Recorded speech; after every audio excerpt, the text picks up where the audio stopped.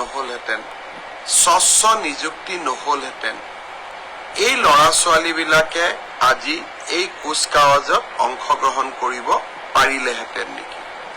আৰু কোনোবাই যদি পাৰিলেহেঁতেনো, দেউতাক মাকৰ মূৰৰ ওপৰত 5 লাখ 6 লাখ টকাৰ ধাৰ থাকিলেহেঁতেন। আৰু ধাৰো তেনেকুৱা নহয়, সুদত লোৱা টকাৰ ধাৰ। প্ৰসংগক্ৰমে মই আজি উল্লেখ কৰিছিলো যে আগৰ ভাৰতীয় জনতা পাৰ্টিৰ আগত আমাৰ চৰকাৰবিলাকত চলি থকা নিযুক্তিৰ প্ৰক্ৰিয়া। যোৱা কেইদিনমান আগতে ন্যায়ালয়ে ৰাকেশ পালক দুৰ্নীতিৰ অভিযোগত অভিযুক্ত কৰিলে। লোকসেৱা আয়োগৰ সদস্যসকলকো বহুকেইজন সদস্যক কাৰাদণ্ডৰে দণ্ডিত কৰিলে। কোনটো ৰাজনৈতিক দলে ৰাকেশ পালক APSCৰ চেয়াৰমেন হিচাপে নিযুক্তি দিছিল? বিপ্লৱ শৰ্মাৰ প্ৰতিবেদনে বহু কথাকে কয়, কেতিয়াবা আমি তাকো পঢ়িম। কিন্তু এই ৰাজনৈতিক দলটোৱে ৰাকেশ পালৰ দৰে নিযুক্তি দিয়াৰ বাবে ক্ষমা খোজা উচিত হয় নে নহয়? কাৰণ সেই সময়তো বহুত পঢ়া শুনা কৰা ল'ৰা আছিল।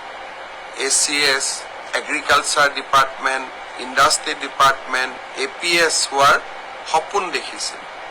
কিন্তু এটা ৰাজনৈতিক দলে ৰাকেশ পালক নিযুক্তি দিয়াৰ বাবেই এটা জেনেৰেশ্যন ধ্বংস হৈ গৈছিল। তেওঁলোকে চাকৰি বাকৰি নাপালে, আজি হয়তো কৰবাত তেওঁলোকে জীৱন সংগ্ৰামত লিপ্ত হৈ আছে। যোগ্যজনৰ জাগাত অযোগ্যজনে চাকৰি পালে, আজি আমি অযোগ্যজনক বৰখাস্ত কৰাৰ পিছতো সেই সময়ত যোগ্যজনক চাকৰি ঘূৰাই দিব নোৱাৰো। বন সুৰক্ষা বাহিনীৰ কুচকাৱাজত অংশ লৈ আকৌ এবাৰ মই মনতে চিন্তা কৰিছিলো যে অসমৰ মুখ্যমন্ত্ৰী হৈ স্বচ্ছ নিযুক্তিৰ এটা ধাৰা অসমত প্ৰৱৰ্তন কৰিবলৈ নেদেখাজনে মোক সাহস দিছিলে।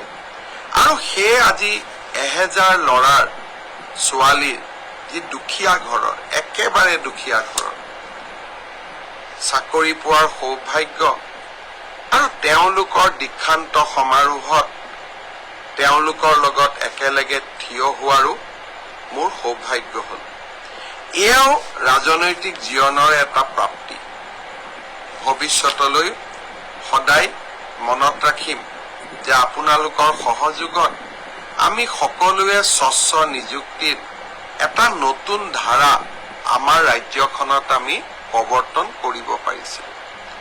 মই প্ৰায় মিটিঙতে কওঁ, স্বচ্ছ নিযুক্তিত বহুত অপ্ৰিয় হ'ব লাগে।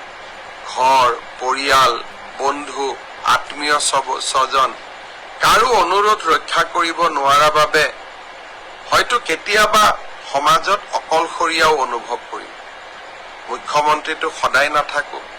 মুখ্যমন্ত্ৰীৰ পিছত যেতিয়া পৰিয়ালৰ মাজলৈ যাম, পৰিয়ালৰ সদস্যই ক'ব, মুখ্যমন্ত্ৰী হৈ থাকোতে মোৰ ল'ৰাটোক এটা চাকৰি নিদিলি। বন্ধুৰ ওচৰত গ'লে বন্ধুৱে ক'ব যে মোৰ ঘৰখনক এটা সহায় নকৰিলি। কিন্তু মই ভাবো যে যিসকল এই দুখীয়া ল'ৰা ছোৱালীয়ে আজি চাকৰি বাকৰি পাইছে, তেওঁলোকৰ আশীৰ্বাদতে আমাৰ দিনবোৰ পাৰ হৈ যাব। যোৱা কেইদিনমান আগতে কাজিৰঙাত গৈছিলো। বানপানীৰ সুৰক্ষা আৰু বানপানীৰ পৰা কাজিৰঙাক কেনেকে সুৰক্ষা দিব পাৰি তাৰ বিষয়ে আলোচনা কৰিবলৈ কাজিৰঙাৰ বন সুৰক্ষা বাহিনী আৰু আনসকলে মোক